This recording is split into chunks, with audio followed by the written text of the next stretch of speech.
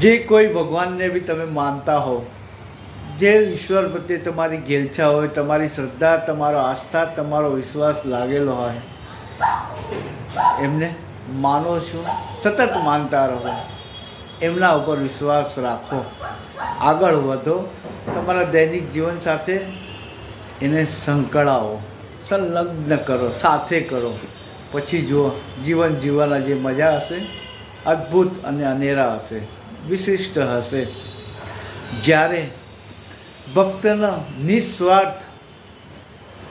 નિસ્વાર્થ પ્રેમ, જ્યારે ભક્તની નિસ્વાર્થ આશા પ્રસ્તુત થવા લાગશે, ત્યારે કુદરત કહો, ભગવાન કહો, ઈશ્વર કહો, કંઈક તો એવું નવું આયોજન જરૂર કરશે જે અદ્ભુત હશે, બેનમૂન હશે, વિશિષ્ટ હશે, જે ભક્ત અને ભગવાનની ઓળખ આપતું હશે.